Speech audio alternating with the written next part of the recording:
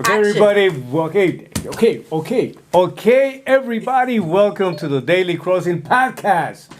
We decided to put some of the closest friends and people that we've been running with for so many reasons, business wise. We not only that we do business together, but we constantly exchange ideas, and we want to see if we can bring that value to you. We definitely believe that some of the stuff that we're going to be talking about, even though it's extremely personal to us, and also has a lot to do with perspectives about business life.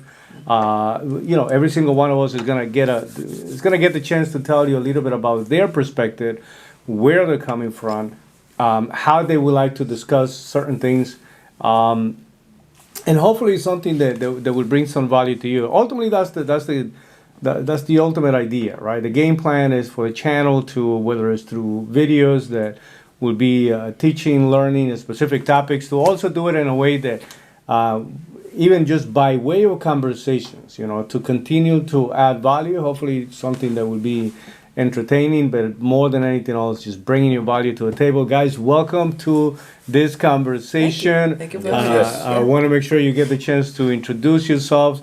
And as you do that, my first question in this conversation is, what is your experience of United States and the American dream from your perspective? Because you have your very unique perspective. I don't want to lead that perspective. I just want to see where you go with what your perspective would be like. And that way you get the chance to introduce yourself, but at the same time, talk about some of the things that are important to you at this point of the game. So whoever wants to go first. So for me, the American dream, coming from Venezuela, that's where I'm originally from. I know what a thriving country is. And I know how it can go from a lot to literally struggling an entire population because of socialism. So for me, the American dream is crazy how it's not called the Russian dream, it's not the Venezuelan dream, it's not the Chinese dream. It's called the American dream for a reason. And that to me is basically, how can I put it? You did your process as you were coming in. I didn't cross the border the same way that you did, but we did have, once you're in, you go through a certain process of adjustment, for lack of a better word, and just the opportunity that it doesn't matter where you start. America, this country will give you the opportunity to, as long as you're willing to work hard, as long as you're willing to play by the rules, and that you abide to capitalism and you don't connect to victimhood, you'll have the opportunity to succeed. It's the whole concept of capitalism gives you the four freedoms: the freedom to sell, freedom to buy, freedom to try, and freedom to fail. And so all four of them for me are important, and that is for me the dream, is having the opportunity to both try and fail at the same time. Phenomenal. Awesome. So for me, my name is Alexi Smith. Thank you, Marvin, for having me on the podcast. Excited, but for my whole perspective of the American dream, it really comes from my grandparents. So I was born in New York. I was born in America. I'm an American at the end of the day, but I was raised by immigrants.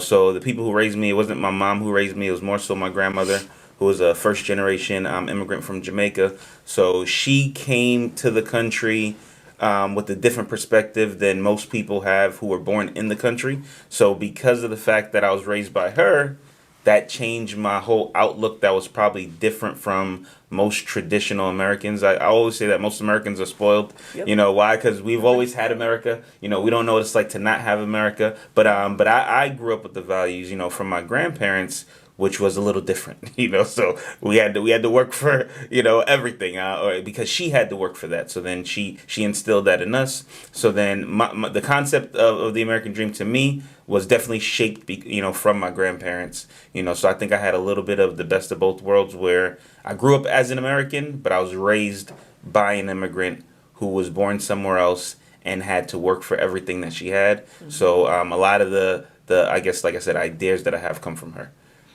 That makes a lot of sense. And by the way, for the people that are watching for the first time, my name is Marvin Del Valle. And I'm the creator of the channel, but the purpose of putting this channel together was more than anything else based on the idea that just like you were stating, somebody coming in from a different place definitely has a different perspective. Where we come from, who we are, what we connected to family-wise, and just about every component, has an impact on how we see things.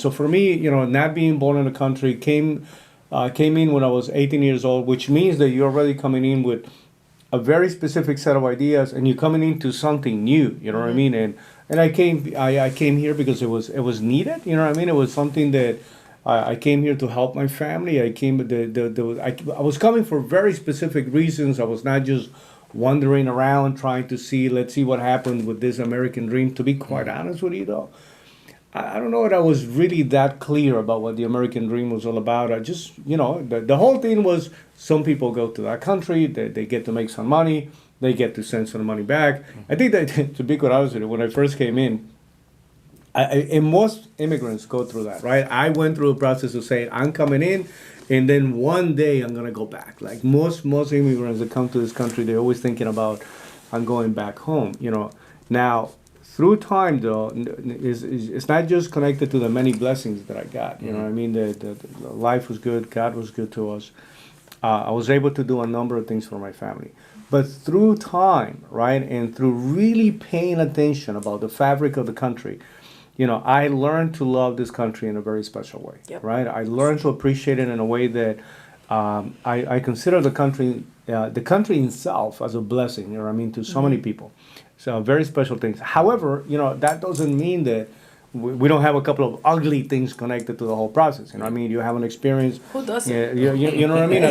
But as an African American, for example, I'm not going to pretend that I know what the experience happens to be for the history of the country and things that we understand. But I'll be honest with you. I was coming from a place where you were talking to people. The description was, this is my best friend. I never had the need to tell somebody, this is my best black friend. You know what I mean?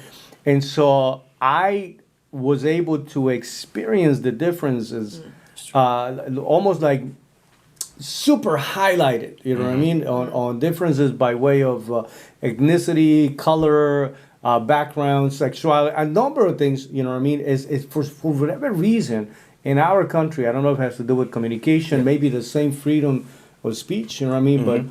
But obviously that also gives you, a very unique perspective about how you see the country and the evolution of it. So for me, a lot of things happened in my life a little different. And when I say different, I mean I didn't go according to the same path that most people went according to. So I didn't experience a lot of negative things about being black. Like, I know those things exist, but I didn't experience it. So, because I wasn't born in the 60s. I was born in the late 80s. Right. So this is after a lot of the things that we hear about, was going on. So when the first time I had a big thing about, like, me being black, I remember when I moved from New York to Florida, and I went to a school where I was, like, one of the few black kids in the school. That was a good thing. Cause I was like the cool kid. I was like, everybody's like, oh, I was like this new species. So it wasn't a disadvantage. It wasn't an advantage. It was like, oh, we want to be friends with this guy. So it actually helped me in a lot of ways. Like, everybody automatically assumed I was good at basketball. I was like, all right, great. So he's probably a good dancer. Yeah, exactly. So a lot of the stereotypes. That's funny. I've seen it. So a lot of the stereotypes around being black that I experienced, it didn't necessarily affect me in a negative way. Now, like I said, I know these things do exist, Correct. but I never had this as something that was holding me back. So I never thought, I can't get this job because I'm black, or I can't do this thing because I'm black. So in my brain, I could do anything. And if anything, me being black is going to be an advantage. Oh, watch what we're going to do. So like I said, I know the realities. I'm not ignorant to what's going on, to where there are certain things where it can be challenging. So, for example, here's one of the things that I do notice. If I'm wearing a 3-piece suit versus if I'm going to the gym, like, I'm going to the gym, people will cross the street when they see me going to the gym. Versus I'm wearing a 3-piece suit, now somebody will open the door for me. I'm sir. So I'll see little differences like that. But I don't know if that's necessarily because I'm black versus just the way that I'm carrying myself and how I dress. So little things like that I would notice.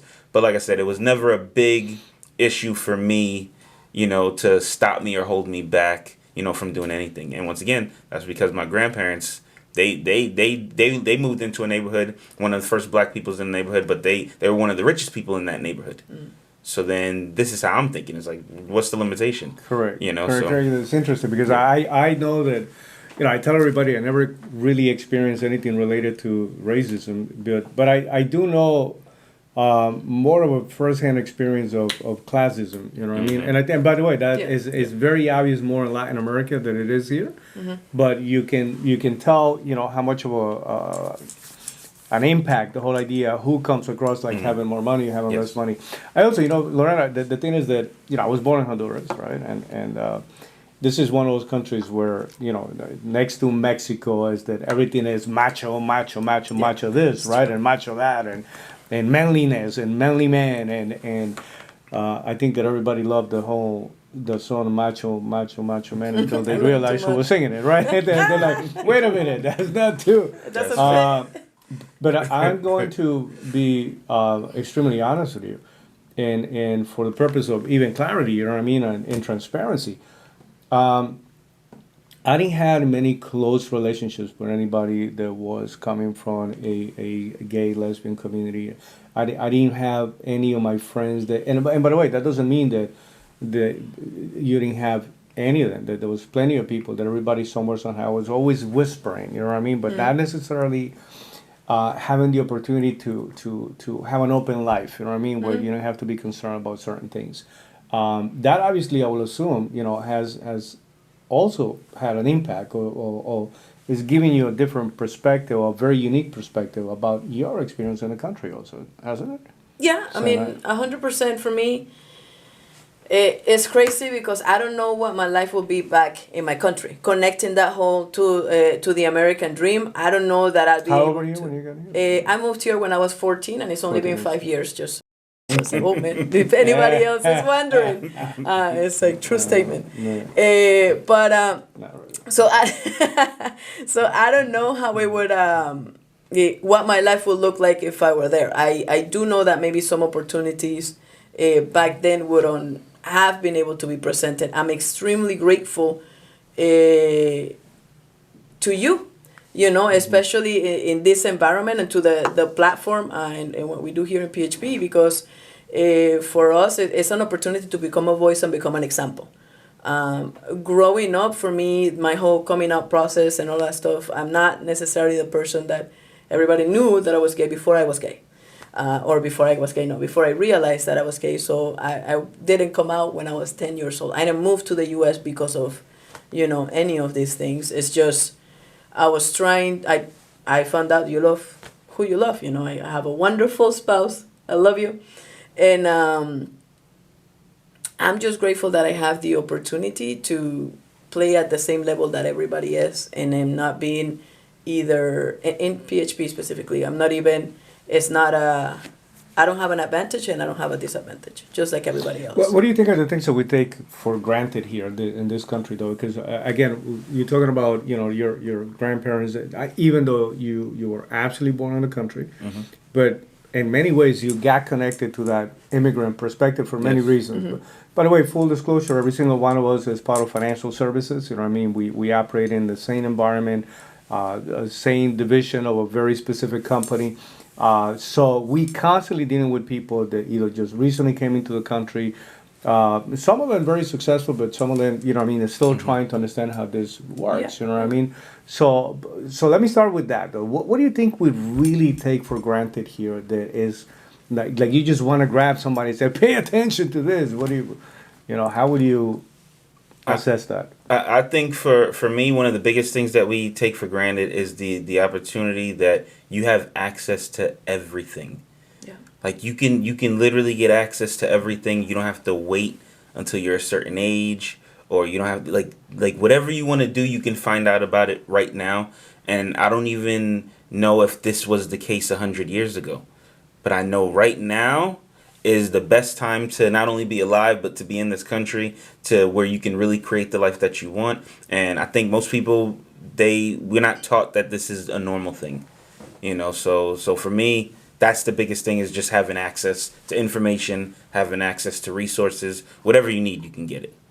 So that's the biggest thing. Yeah, you say always that the fish is the only guy that doesn't realize he's surrounded by water, and a lot of people take so many things for granted. Like going back to Venezuela, the availability of food.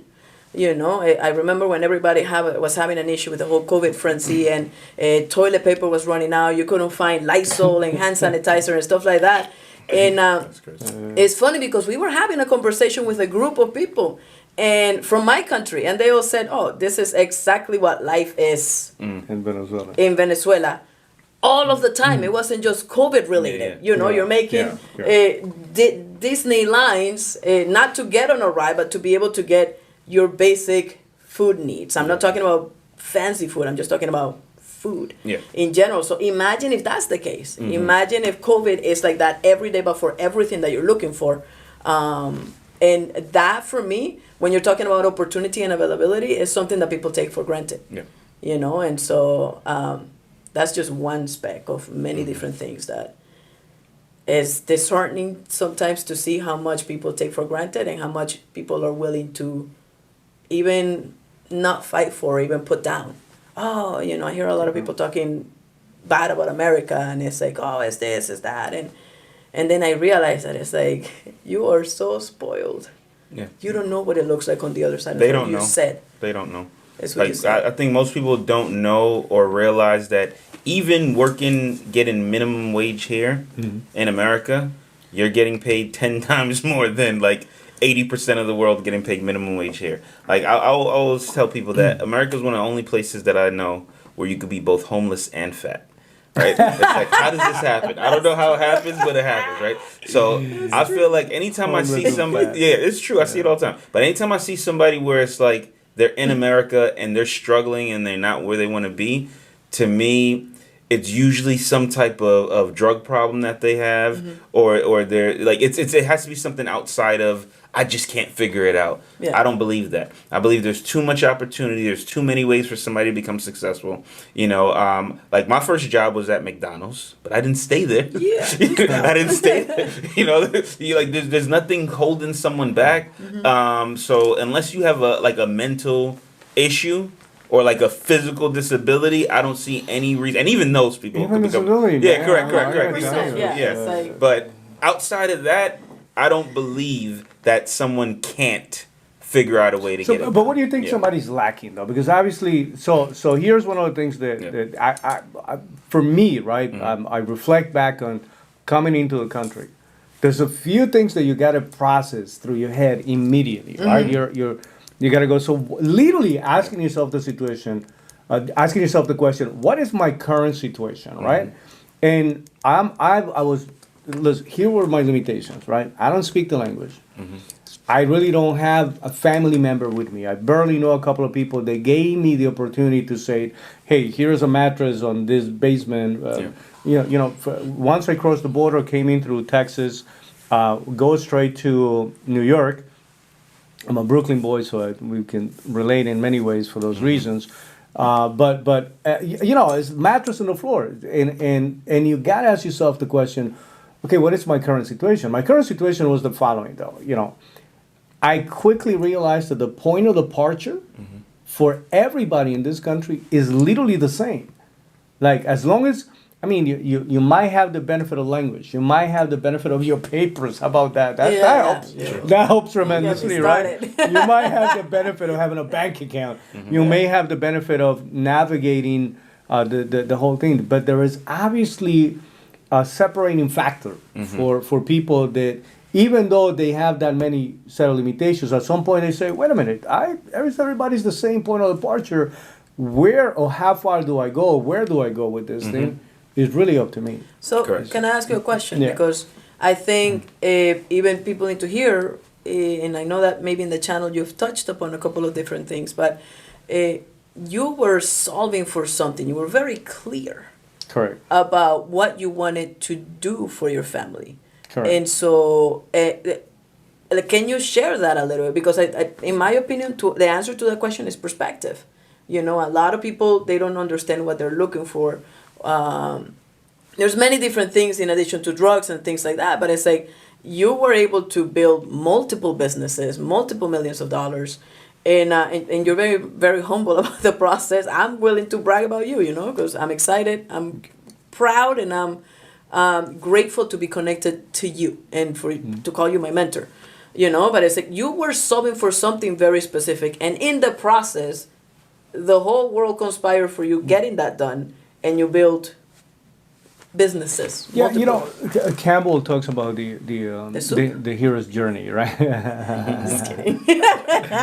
And after you were making fun of me, the last time we were talking about the one of the statements that came out of that movie. What is it? Live, love, and what was that? I don't even remember the name of the movie, but I know it was. Eat, love, pray. Yes. Yeah. It was a very girly movie, right? And so I got made fun of, but in there, you know what I mean. What was mentioned was what was quoted. I would say it's one of the books from Campbell, and it talks about the hero's journey. You know what I mean. There really is a physical transformation. It's not just it's mental and almost a physical transformation that happens to somebody. That it's not just a question of perspective or even clarity. It's got to be a sense of mission, though. That's what I was asking you. Why do you think that even with some people that may not have the same set of tools? Right? Is it just not having, a sense of mission? For me, that sense of mission translated to not only the right motivation, because the motivation comes in and out, right? Mm-hmm. But also translated to the strength that you need, you know what I mean, to be able to get past difficult moments. Can we all agree that we all have difficult moments at different levels? Right. Yeah, And so the question is, how do you see that? How quickly do you get past those things? How quickly do you recover? But yeah, no. So for me, I feel like one of the biggest things that will make a difference for a person, right? For whether or not they're going to actually do what we would say is quote unquote successful, is mentorship. Mentorship is everything, and when I say mentorship, it comes in different forms. So mentorship can be like I had this specific person, right, that helped show me the way. But another form of mentorship, in my opinion, is like community mentorship, meaning like where you grow up makes all the difference in the world. It's true. Like, so then if I grew up in a neighborhood where everyone in that neighborhood is doing a certain thing, the likeliness of me doing that thing is very high. So then what you see or what you're surrounded by, to me, makes all the difference in the world. So it's the whole concept of the 5 people that you surround yourself with. Yeah, but it's not just the 5 people. It's the 5 things. Okay. What if I don't surround myself with people? But I just, my 5 people are all different TV channels. I gotcha. But what are those TV channels that you're watching? Yep. What are the TV channels that your parents allow you to listen to or want you to listen to? So I think whatever you're exposed to the most is going to be your mentors, and for me, luckily, I came from a good foundation where I had the right values and principles taught to me. Also, I would say a big part for me was at key points in my life, I had at least one person who was telling me the right thing. So for me, I played organized sports. I played football for like 6 years. So I had a coach telling me, no, don't do this. You need to do this. And a lot of people don't get that. A lot of people don't get that. So I think not having the mentor or having the mentor can make a huge difference. It's such an underrated tool, though, because to be quite honest with you, I was being interviewed, that was just going back a couple of years ago, and somebody was asking me that precise question: what would you have done differently, right? And the first thing that came to mind is mentorship. You know what I mean? Because listen, obviously now I have life experience, I have business experience, but when I came in, I was like, it was the blind, following the blind. You know what I mean? I didn't even know where the blind was, to be quite honest with you. And but with that being said, you know what I mean, in a very humble way, I can say I went from 18 years old to 27 for the first time making $1 million in this country. And I said that from the most humble perspective. Making it is not that complicated. Keeping it, that's a whole different. We'll have that conversation for the next one. By the way, there's officially our first episode, right, for first podcast, or episode number 1. But with that being said, though, I want to go back to what you were saying, especially that sense of mission, the fact that there was something bigger than myself, you know what I mean, that didn't allow me to get distracted or make the main thing the main thing, you know what I mean? Like I was chasing something specifically. And I think that what you see with people that become very successful is that they become obsessed about certain things, and they chase those obsessions. You know what I mean? And that's the reason why sometimes they will get better results. But if I would have had a choice, you know what I mean? If I would have had the chance, not just even a choice, but if I would have the chance, I would have taken the concept of mentorship a lot more seriously. Even when I was already, getting close to that arena, you become self-sufficient. You almost believe, I'll figure it out, or I'll get it done. Then you realize, man, I made this thing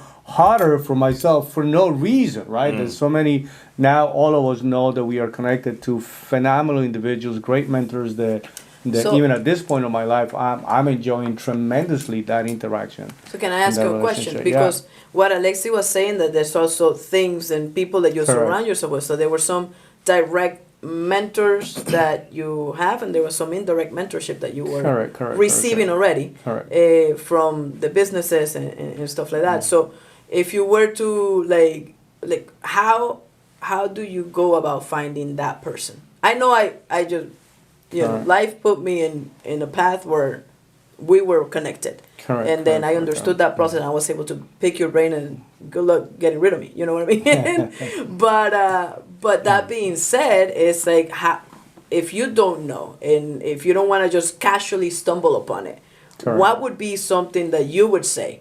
giving some direction of saying, if you're looking for a mentor, this would be a couple of things that. Correct. One of the things that I think that the part that is underrated is your own personal development. You know what I mean? It's super underrated. Everybody knows it, right? But it's super underrated. Because what do I mean by that? Everybody wants to make $1 million. Everybody sees, the nice car, the shiny, the big house, the big business. Everybody wants to make a lot of money, right? So that that's something you want to get in that direction. You would like to get there. So a lot of people immediately would spend a lot of time into the business side of it, right? The business component. But they really don't put enough time into the personal development, right? What's going to make you or break you, ultimately, again, it's going to be those moments where you got to process things by yourself, and you got to get to the point where you got to find a way to come up with solutions. So a couple of things that I started to do very early on in my life, right? Which is, okay, there are things that I normally happen to be attracted to. I like those things. I think that they're special for whatever reason. And so at some point I started asking myself the question, what is in the opposite side of that thing? And for most people, that's a grueling process, because we all like to be in our happy bubble. You know what I mean? Yeah, it's like, this feels good. Why do I need to get paid, right? It's like, I don't need to exercise that much. And no, you need to do 1,000. Like that's, you know what I mean? We want to normally avoid pain. But that was always and as you go through life, then you're finding people that will start verifying some of the things that you were seriously thinking about. I was lucky enough about that. It was always, believe it or not, right, it was always either one idea connecting me to another idea, or one person connecting me to another person. But I will say, if you start the path of development, connect to something deep enough, strong enough, so that you allow it to take you to the next thing that is supposed to take you, right? So that will take you to very specific books, very specific videos, like you were saying. I mean, there's different ways. Listen, not everybody likes to read. I love to touch physically the book, but some people say I consume content differently, which I think is phenomenal. By the way, that's the whole purpose of this. We're not trying to sell you anything, right? We just want to make sure that we can share some of our experiences. Hopefully will help you. But for me, because I enjoy the process of reading, but I spent most of the time reading nothing related to business, to be quite honest with you. It was more philosophy, it was psychology, it was theology. And then through those guys, it's unavoidable, right? They're going to take you to other people that what you learn to love, though, is the way they think, right? You learn to appreciate how certain people, like, for example, the first time I run into Ray Dalio, right? I was like, I love the way this guy thinks. Robert Kiyosaki, right? You're reading a Rich Dad, Poor Dad type of book. And the way the story is actually told, it's so inviting. Even if you were never thinking about being an entrepreneur, right? It's so inviting that it draws you in, and then one thing starts connecting you to the next one. Now all of us happen to be connected to Patrick Bet-David, right? Vali Tayman, everybody knows the guy from either valuetainment. And here's the one thing that you need to know, guys. Right? It's a journey, right? You're going to improve. You're gonna be making changes. You're gonna go through a process. You're not a finished product. The moment that you say, I hate the phrase, well, I am who I am. I am the way I am. Yeah. Like, if you stick to that, I don't know who came up with that phrase. If you stick to that way of thinking, you're Popeye? Yes. it's like you're dead. Bad advice, bad chicken. You're dead. You're dead. You're done. You're done. If you're not open to the idea of getting better, improving, it's all over. You know what I mean? So now, for me, again, I started with the concept that books took me to specific people. Specific people took me also to certain ideas. Those ideas kept opening up different ways to approach the learning. I will tell you, I think that's one of the things that most people don't realize. The access, like I think you stated this just a couple of minutes ago, the access we have to information right now is go back to the 1500s. Think about the greatest king of whatever. You know what I mean? Right now, there is a 7-year-old that has access to greater information to the guy that was ruling the greatest kingdom. Right? That's like, I know. 2-year-olds. You have 3-year-olds navigating YouTube better than. Just phenomenal. So that was a lot of my process. You know what I mean? And I will tell you more than anything else, gratitude every step of the way. Right? It's like I was. One thing, just being able to access certain things, but everybody has a different process. Now, with that being said, though, right now we are also getting into this whole. As a matter of fact, we're doing this a day before. Today's the Christmas, right? Christmas Eve. Yes, December 23rd. Right. There's a lot of people. We were talking about the traffic right now. This is Orlando, Florida. We have multiple outlets. We have multiple malls. We have multiple, and everything is New York. like crisscrossing each other. So the traffic today is a little crazy. What most people don't know right now, though. Not in the office. That parking lot is empty. I know the building is empty. We have a couple of people here and they're doing what they gotta do. But what you need to do, state of Florida right now. If you go back to, we're looking at the numbers, right? Since 1946. By the way, in 1946, we had 2,440,000 people in the state of Florida. Okay. Today, we actually have 22,244,000, and give or take 823 people in the state of Florida. It's like number what, 3? Is right now is the third state, largest state in the country today. Second one, fastest growing, only after Arizona. But holidays are here. All right, people, and I want to. The question that I wanted to ask you comes from two things, right? One of them is, why do you think we have so many people moving to the state of Florida? And right now, how do you think everybody's processing this Christmas holiday, right? Considering where the level of inflation is. Is everybody aware of it? Is everybody suffering? What do you think is happening out there? Yeah. So I think for one of the reasons why I believe people are moving here is just because a lot of people are moving here. And what I mean to say is that most people do what most people do because most people do it. That's it. Where are you going? Yeah, exactly. So then, and I don't know, there's no specific reason. But it almost makes sense, though, right? Like, it's like, got to go where I know that somebody happens to be there. Correct. But I think Florida, it has a huge potential to turn into, what happened with California. A lot of people were going to Florida thinking, oh, everything's going to be awesome. It's like, no, we work here too. Yeah. It's not just a beach. We go to the park every day. People think we live at Disney World. It's not Disney World. You still got to work, So then I think people are coming here assuming that it's going to be a Disney World, a beach experience, not realizing, no, you got to still work, to become successful. And then so you even notice that the amount of homeless people, that is growing. The amount of crime is growing because people, people are not understanding that no matter where you go, there you are. Like, you're still you, so changing a location, sometimes it can help, but I believe a successful person can be successful anywhere. So I'm not really sure why everybody's coming to Florida, but we will welcome you. Come. Yeah. It doesn't matter. You've been recently re-recruited to Florida. Yes, I agree 100%. There's also a couple of people that are making business moves. Yeah. And so taxes here are a lot less. Than, for example, in New York, you guys have breeding tax? Like, it's just super intense, Dirty tax. Yes. The weather also helps. That's true. We've always had people coming in because they're a little bit older and cold is terrible. Yeah. Whenever you Yeah. know. So all of that stuff. How do you know those things? Look, I have the knees of like a 70-year-old for whatever reason, and that. But I think also is the fact that how COVID was handled. You know, I think. You know, we had a lot of freedoms, and it was a lot of look, live and let live type of thing. Yeah. And I think some people in different states, definitely in New York, they were like, look, I want to, like, you know, it's like it's my choice type of thing.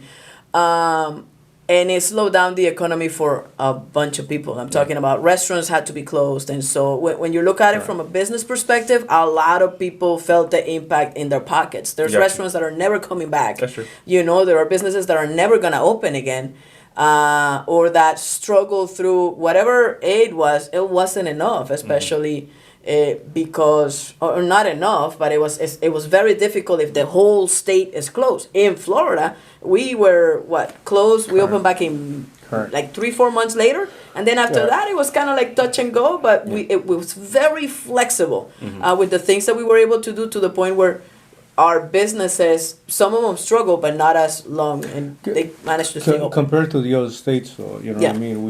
We were lucky to have some better leadership here. You know what I mean? And 100%. you saw, but by the way, I think that really became a big factor for a lot of people to say, well, I'm going to Florida. You know what I mean? I'm going to Florida just because, you know, we have a lot of friends that used to own multiple restaurants in New York.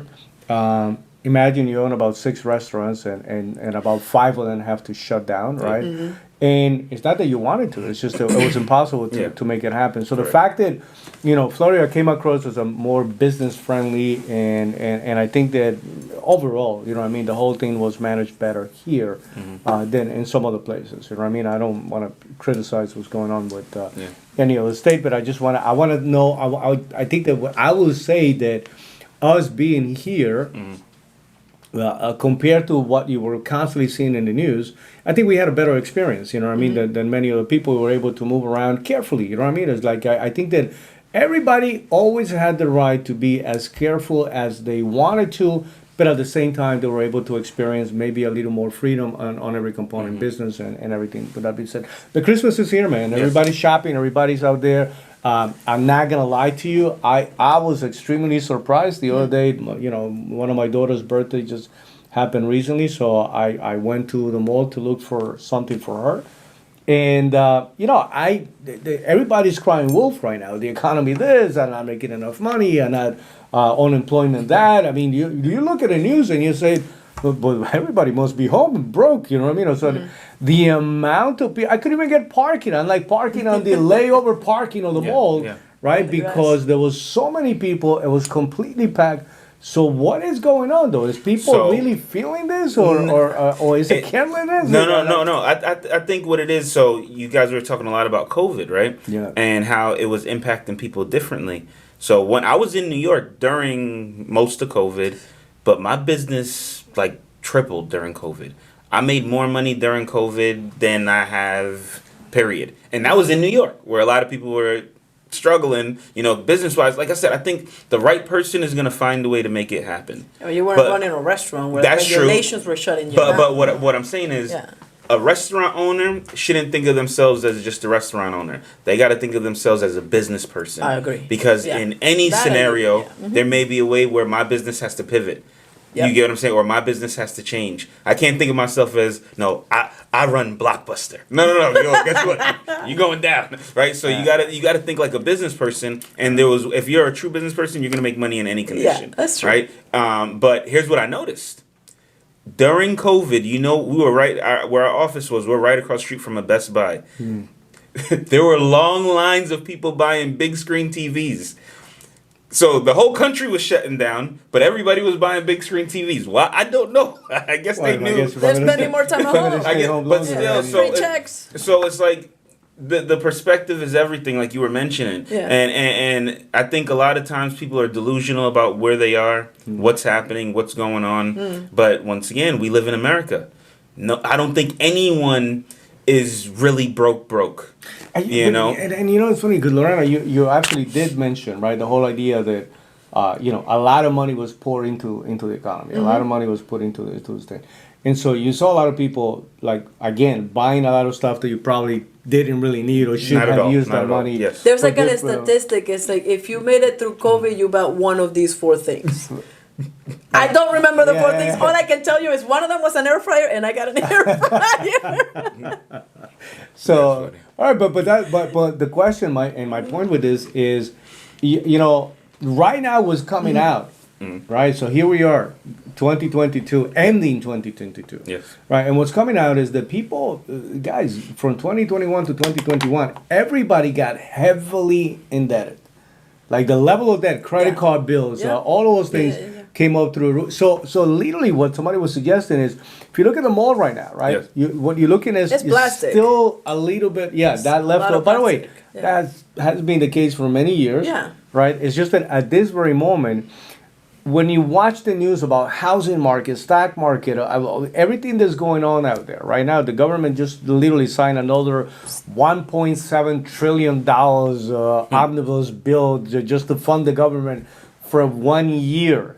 $1.7 trillion. So first of all, talking about $1 billion was a big deal before.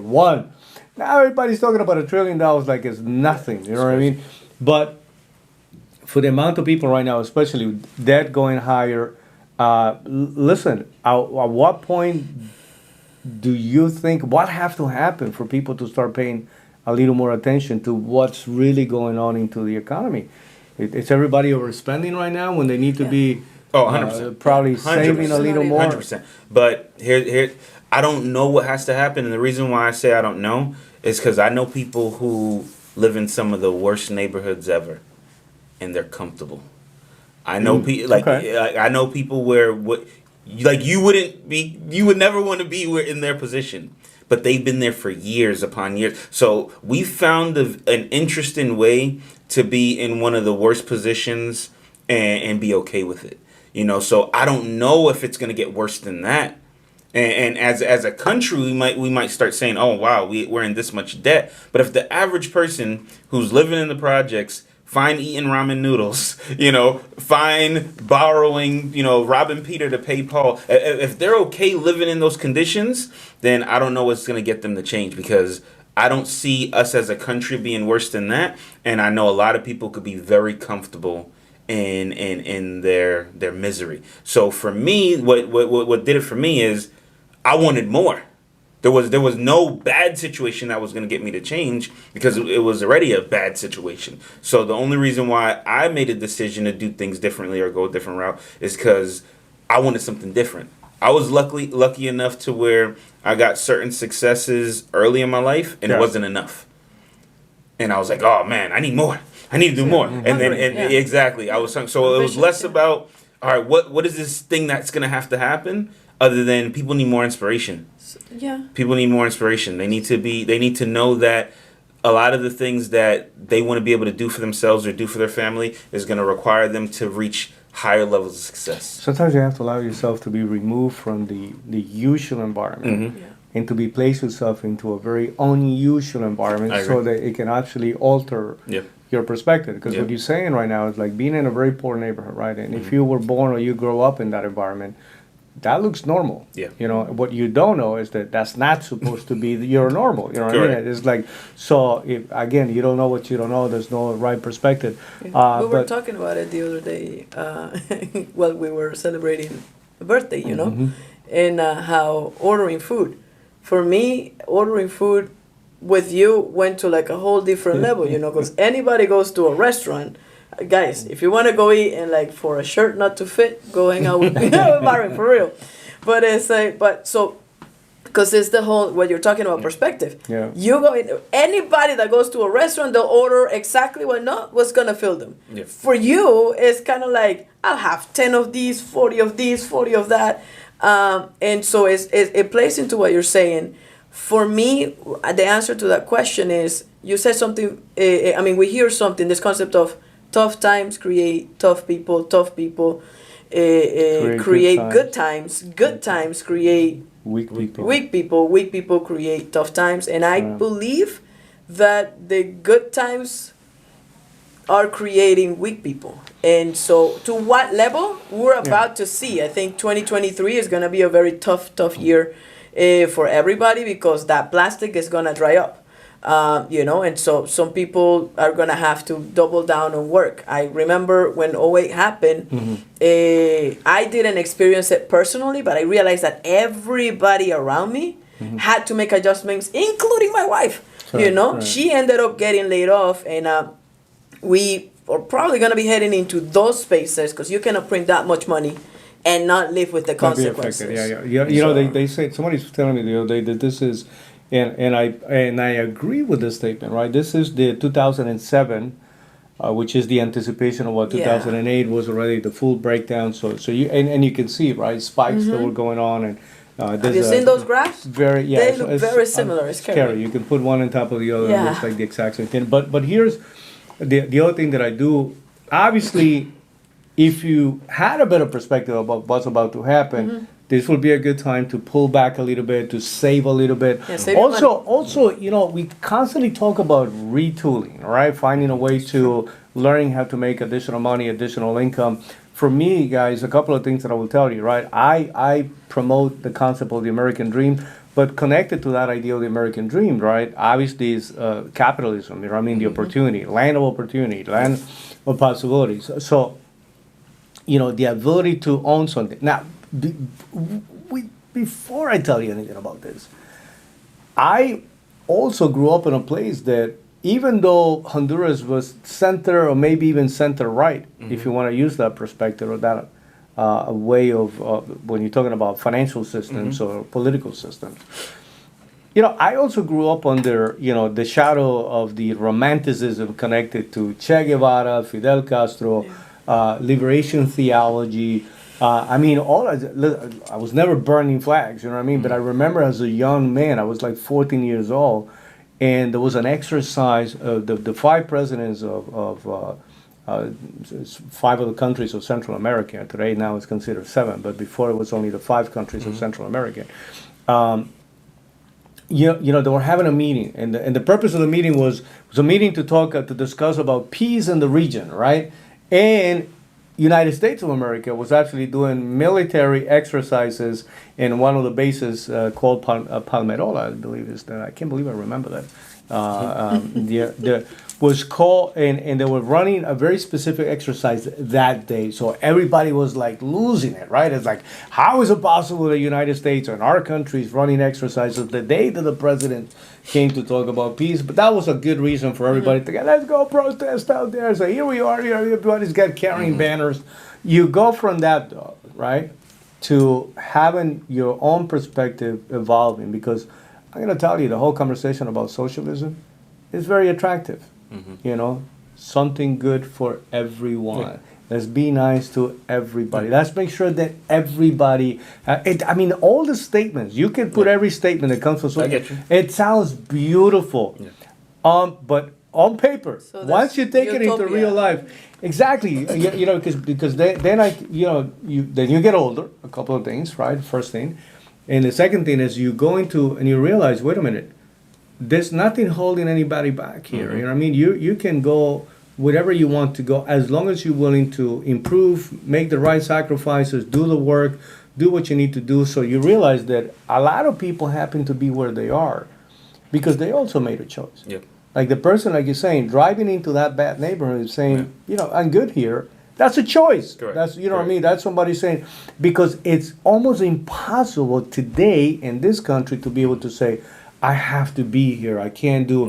Yeah. We talk about, my family also came from Europe before going into Honduras, and we talk about the multi-generation in a single family that will be doing the exact same profession. You know what I mean? Like if your great-great-great-grandfather was a shoemaker, more than likely, you know what I mean? You're gonna find yourself making a shoe at some point. You know what I mean? But that's not the case here. However, though, today, this whole conversation about socialism, which also has become very attractive. That's the language in schools. That's the language in our families. That's the political landscape right now. It's all about openly talking about socialism and communism. I'm a guy with an accent. I'm a guy that had that level of experience. And history tells me, I love history. everything that I have seen around me has confirmed over and over and over again that nothing good comes out of it. But you dealt with it in a different way. You definitely dealt with it in a different way. You're with everything that happened in Venezuela. To me, I kept saying over and over again. You know what I mean? Anybody that comes from Venezuela will have the ability to make the best possible argument for capitalism until you realize that some people got so trained or became so immersed or submerged into the process of being in that social environment that they are coming here also saying, okay, so what's free here? Yeah. It's a little scary. So Well, what's your when you take go on through- both sides, though? If you go through 22 years, there's people that were Yeah. born that are today 20 something years old that entitlement is the only thing that they know. They don't know how to work. I have cousins that are still back in Venezuela, and that we have to send food, send stuff because you cannot find, not even lack of money, is that you cannot find it there, so we have to send it. And there's still like, it's kind of like, okay, but it's an expectation already. So it's like we're also feeding the what's happening over there. I don't know if that makes any sense. Yeah. So it's so scary. So what would be your argument for capitalism? Because My at this point, argument for it. I don't even want to say anything against anything. You know what I mean? If socialism works for anybody, I haven't seen it work It anywhere. doesn't, yeah. But what would be your argument for capitalism for anybody that is like saying, Well, okay, so what about this? For me, it goes back to the whole concept of, is what is it? Life, liberty, and pursuit of happiness. And the whole concept is pursuit of happiness. It's not the entitlement of happiness. Not the right to happiness. Right to happiness. And again, willing to try and willing to fail.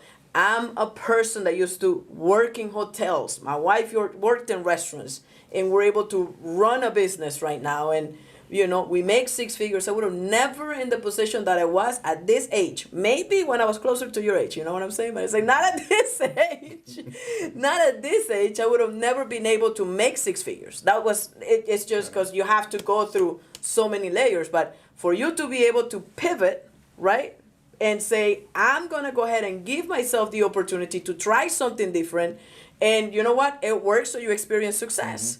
And then you fail at some stuff and you have the opportunity to do stuff and try again. That is the best argument that you can have for capitalism, because you can get up as many times as you want to, as you're willing to, and be able to get to what you want, which is something that a lot of people, how do you do that in a country where minimum wage is $35 for the month? Correct. It's like, how do you do that whenever there's a lot of scarcity? Like our currency, like, how bills here, like the dollar bill, it became origami that people make actual like prendas, how do you say, in Venezuela, in my country.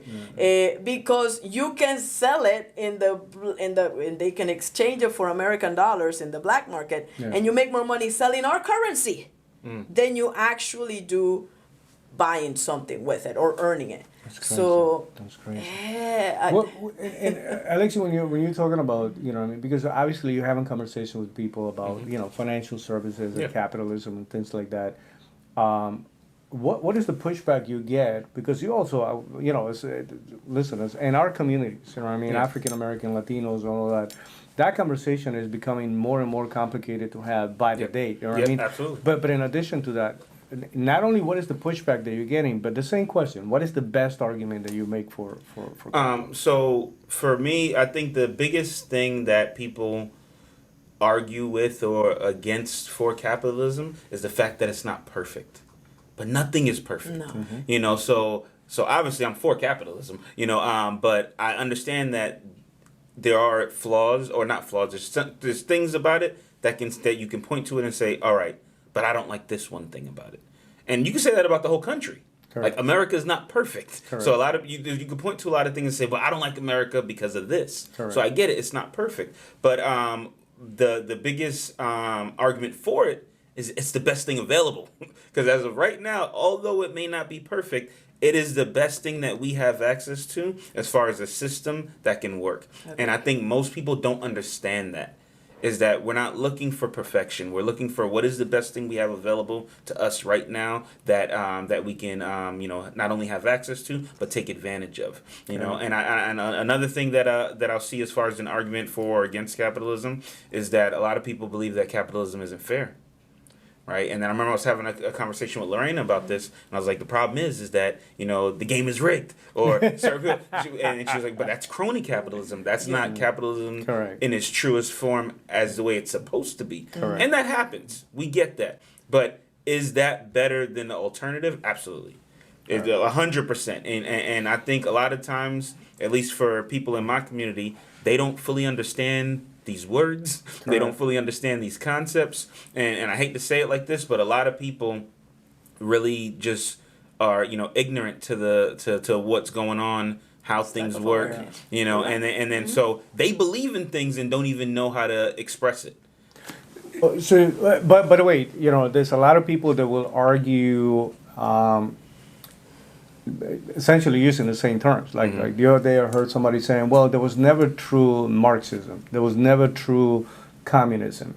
There is no real socialism." Right, which I don't understand what exactly or what else they need to see happening in order to make that happen. We all can make the argument about there is no pure capitalism, especially today. You know what I mean? I can tell you that 30 years ago, the capitalism that you were talking about here, today is definitely different. It has evolved. Today we are very much in a socialistic society, but you know that same argument can be made from different people. Yeah. Here's what I found, though. What I found was always a replacement of power.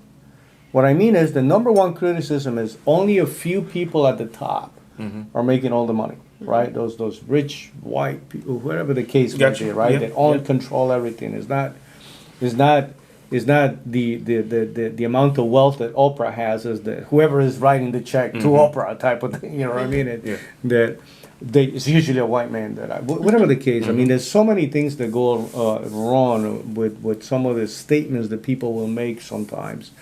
But what I found through history and through time is that it's always a replacement of power, right? It's like, okay, so you were able to successfully replace that group of people that you felt were oppressing and taking advantage. What he ended up doing was replacing them with people that were professional politicians, you're right, that didn't really work for anything. They just got there, found that position, but you still have the same, it's just a new power struggle. And now what you've managed to remove from yourself, forget about everybody else, is the possibility to go out there and compete fairly in a marketplace. A free market would allow you to compete. You remove the free market from the conversation, and you better be connected, related to somebody who's gonna open the door for you and just do you the favor of saying, here, this is my godson. By the way, you know, we literally say most of the times, especially coming from where I come from, who cares what you know? The question is, who do you know, right? And so it has nothing to do with talent, quality, or ability to work. Who's going to advance you? You know what I mean? And I don't think that's ever healthy on any case, shape, or form. So, but we see that at this point, Venezuela is going through something that is unexplainable. But that we've seen before. Over and over again. Yeah, I mean, I was hanging out with, when we were in Fort Myers, we were spending some time with some of our friends and family there, and they're from Cuba. And they were talking about how Cuba was 20 years ago, and I'm like, that's my country today.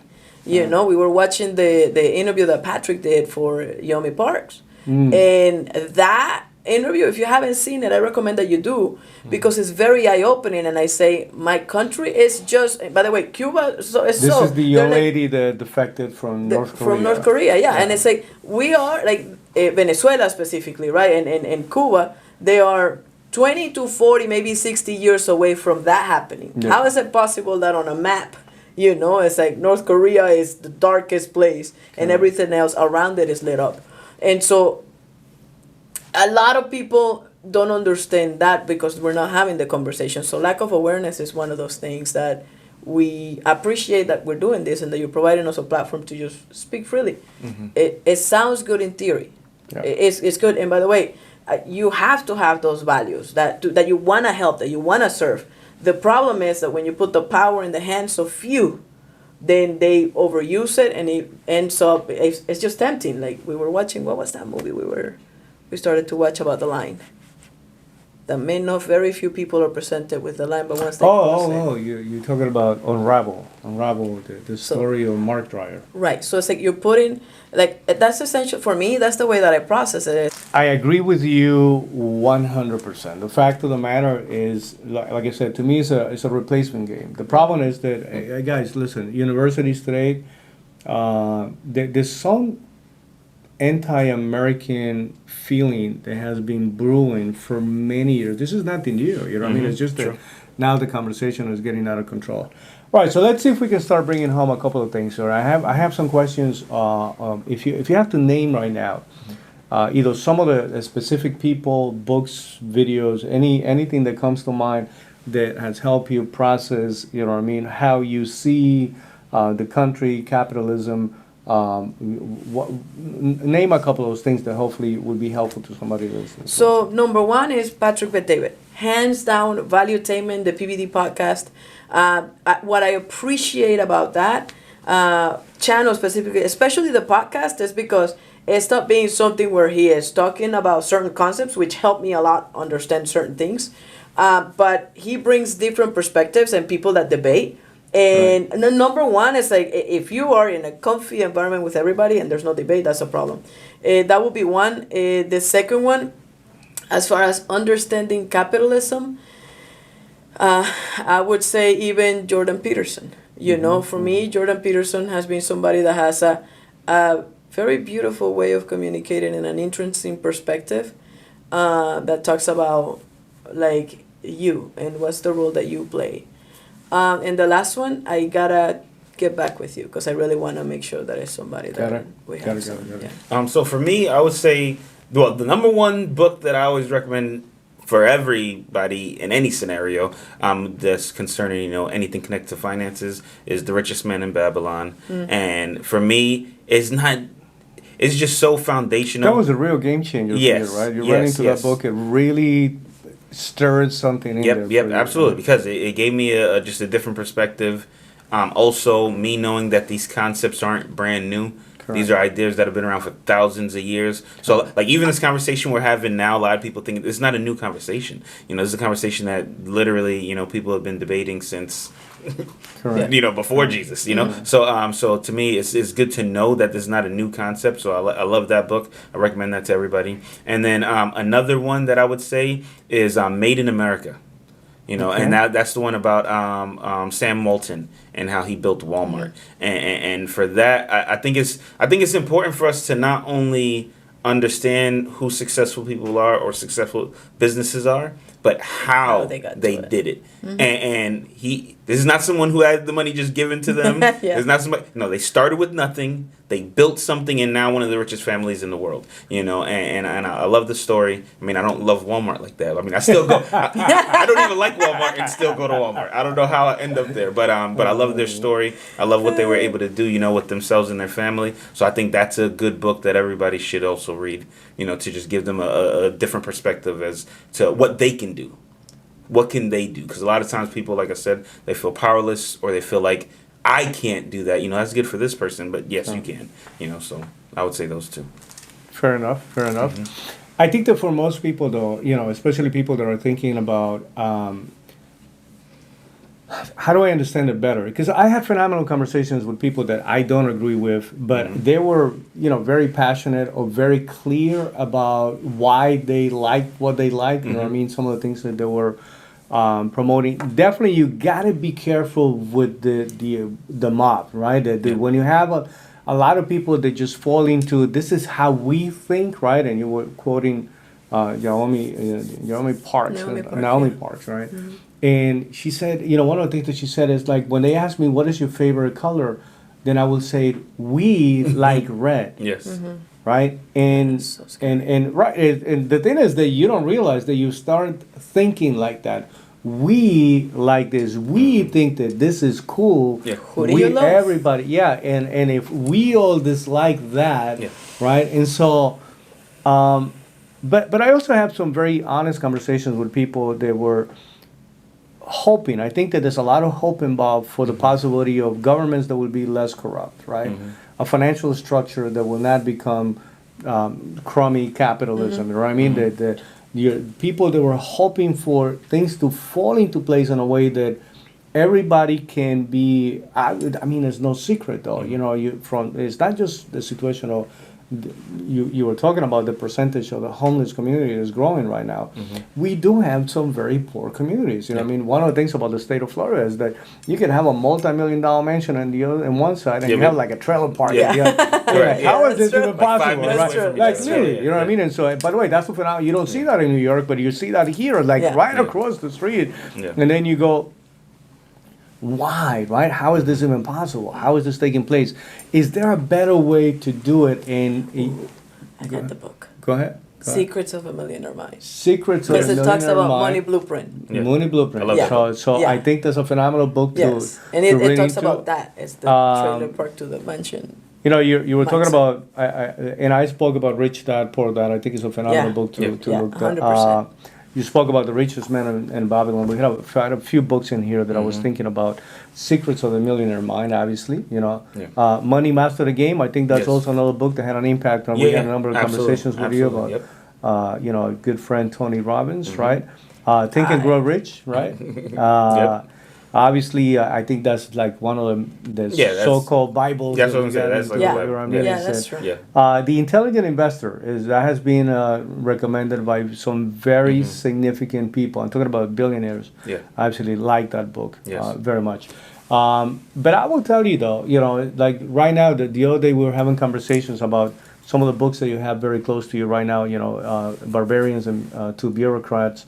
Obviously, Patrick Bet-David on the Your Next 5 Moves was a very impactful book. I will tell you, the first time I saw the book, I said, I wish I would have seen this book when I was like building a business. You know what I mean? I was coming up. It would have just gave me the opportunity to make some better choices about so many things. You know what I mean? But again, we can still use it today. But if anybody that is new, looking for that possibility, what I will tell everybody, guys, you know what I mean, is don't settle so much for your comfortable set of ideas, right? Put yourself in a position where somebody can make you feel uncomfortable enough. If your idea is a better idea, if what you have going on is going to, first of all, you can stay where you are. If you're happy where you are, you know what I mean? clap your Yeah, hands. if you're happy and you know it, clap your hands. You right? can't stay there. This guy's, Don't stay there. No, but my point to you is that if somebody can actually, if you put yourself in that position where somebody's going to challenge your ideas, right? And there is a better way of doing things, why not opening the path to that possibility? You know what I mean? Don't settle. We have a lot of young people that are looking at some of the things that are being done right now.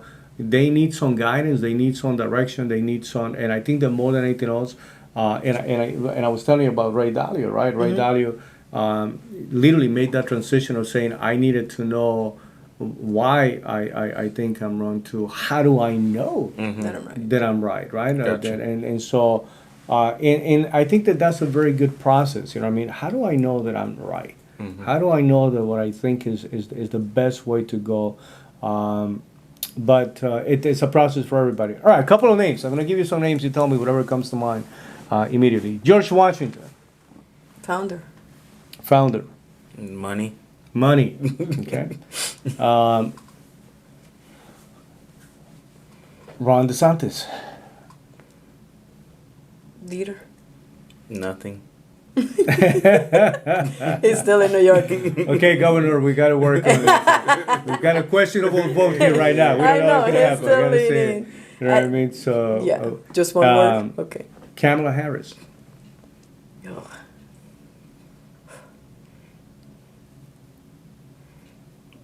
Oh, no. Insignificant. Yeah, unaware. Unaware. Unaware. Yeah. Right. It's a little bit of an opportunity wasted there, right? I guess so. Marco Rubio, the great senator of the state of. So, I still don't know. Donald Trump, Polarizing. polarizing, For me, for Trump, it'll be different. different. Yes. Okay. Joe Biden. Old. Sleepy. And I'm going to throw you a little bit of a curveball here. What do you think about Vladimir Putin?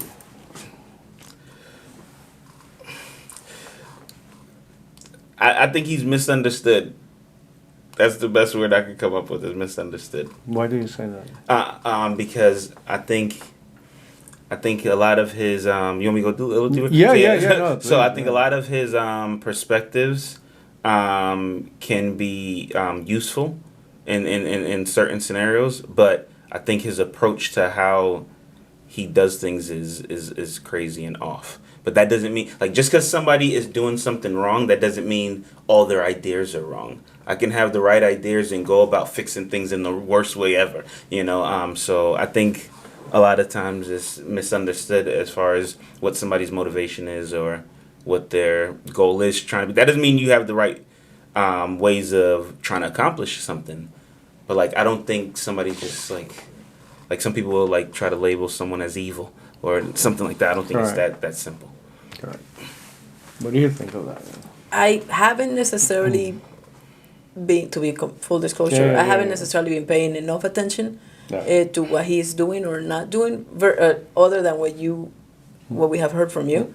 So from my own, I don't necessarily have it. It's the same thing as Rubio. I don't know enough about him to be like, okay.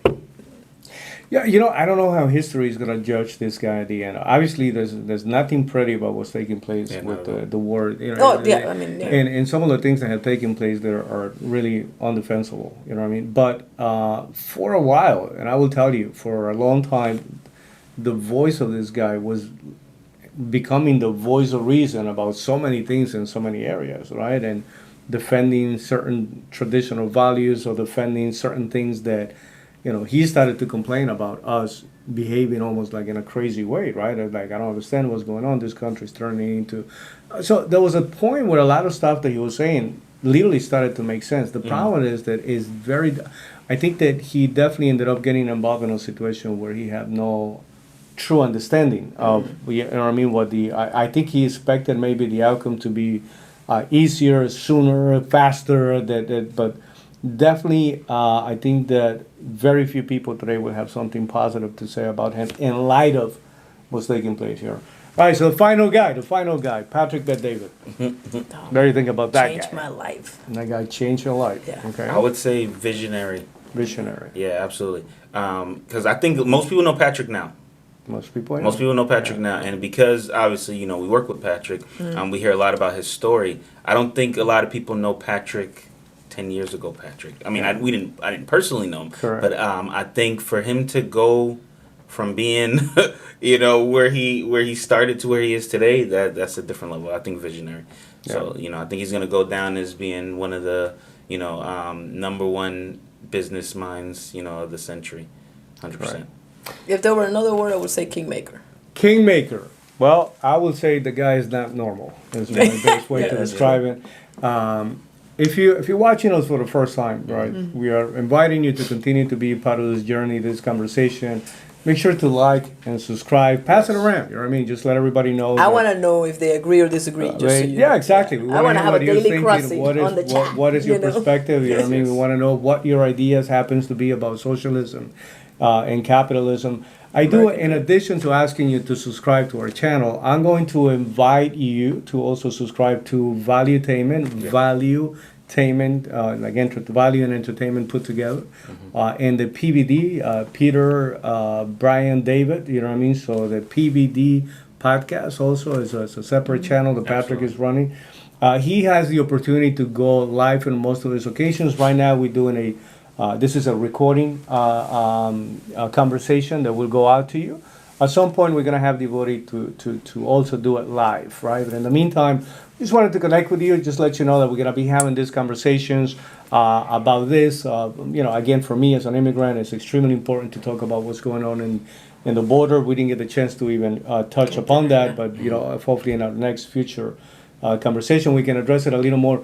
In the meantime, what we hope for you is that you're going to improve your perspective, that you're going to be taking some baby steps to challenge your own ideas, to challenge your position, to make sure that you're not having that fishbowl effect where hopefully you're going to be looking for how do I position myself a little better, my family, things that you can possibly do to just improve you altogether. I love the first time I ran into the statement of, testing your own capacity.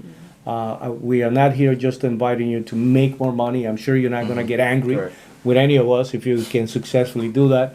But with that being said, thank you for being part of this conversation, the first one of many. Thank you, Alexis Smith. Thank you. Lorena Pernalete, for being Pernalete. part of this conversation. Thank you, Nori, for helping us with this Thank you for the recording. invite, Coach. Thank you, everybody. We'll see you soon.